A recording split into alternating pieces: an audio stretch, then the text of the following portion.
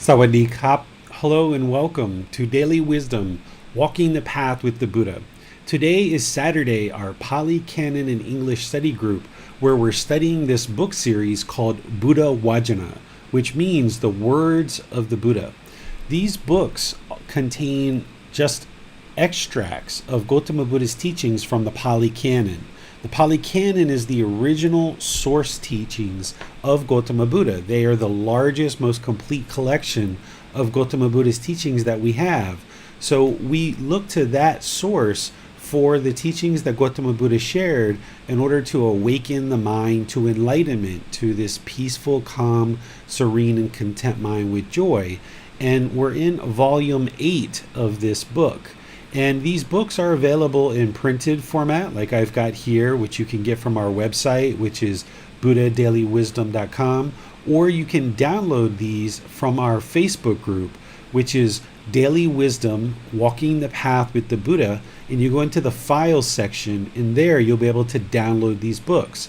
And all throughout the world, there's various practitioners and students who are reading these books and reading a certain section of chapters, and then we use this time to get together in order to study those chapters. And I make myself available for any questions that you guys have related to your studies.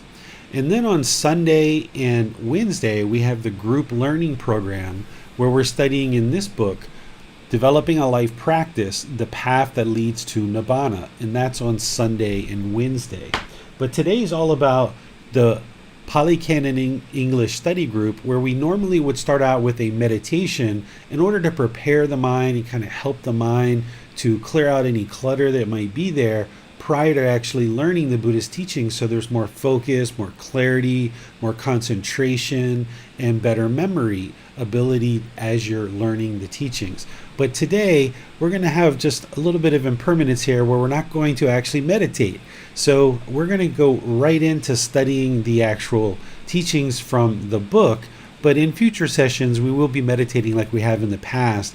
But I'm sure that you guys can handle a little bit of impermanence of not actually meditating for class today, because you most likely have your own meditation practice that you're committed to and dedicated to, where each day, at least 2 or 3 times a day, you are meditating and developing your practice in order to train the mind in breathing mindfulness meditation and loving kindness meditation. So we have our moderators, Manal and Basam, who are looking at the comment section of Facebook, YouTube, and Zoom for any questions that you guys have related to this book, Volume 8, Control of the Sense Faculties. These are about the 6 sense bases, or the 6 sense faculties, which is one of the core central teachings of the Buddha as you start kind of moving into some of his more advanced teachings, or kind of intermediate to advanced teachings. And this week we're studying chapters 1 through 22. And while that sounds like a lot of chapters, it probably would only take somebody about 45 minutes to really study those chapters. And what I recommend for people to do is just to study about 10 or 15 minutes a day at maximum, because the Buddha's words are very penetrating, and oftentimes you really would like to sit with his words and really kind of think about them and reflect on them and look in the world and see how they're actually true. Because there's nothing in his teachings that should be believed. Instead, you should be learning, reflecting, and practicing to see the truth to acquire wisdom.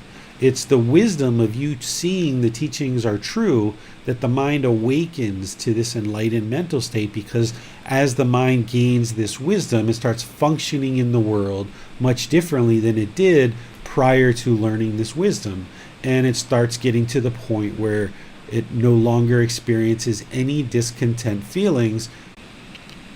You guys able to hear me, Basam and Manal? Yeah, teacher.